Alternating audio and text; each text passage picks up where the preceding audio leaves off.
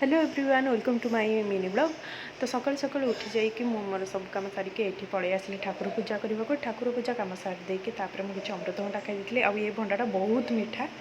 तापर मुझे छतुआ भी किसी खाई आज पखाड़ खाई नी प्राय भी मुझे पखाड़ खाए मत भल लगे। तापर आज भाईर फरमाइश अरुआ भात डाली आ चिकेन कषा होता। भाई मैंने मो पीसी पुआ तो बापा आज घरे खाई नथिले खराबेला टाइम रे भोजी थिला तो से रामचंडी जाइए। तो ये आम देखिपे चिकेन कषाटा केते टेस्टी भी भल लगुला खावाई आ कलर भी देखिपे। तो भात डाली चिकेन कषा मु पूरा आनंद खाई।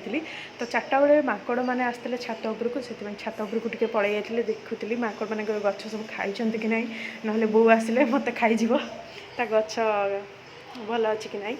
तापर 4टा बेले मु सब घर ओलैकी आक्वारियम टिके सफा कर देती कहीं एत सारा माछ पानीटा बहुत गंधिया होता तो भलसे सफा करदे। तापर बापा आसिक पहुँची गले हाजर रामचंद्र बहुत सारा माछ नहीं आसते। यहाँ बड़ पानी आखिया माछ आ बड़ बड़ चिंगुड़ी पूरा गोटे चाखंड हम चिंगुड़ी एटा खोल छड़ी नहीं आसते आगुरी छड़ी होता।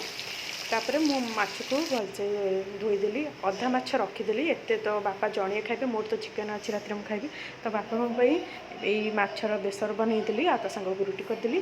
तो आशा करुँच मोर मिनी ब्लॉगटी भल लगी रही। जय जगन्नाथ।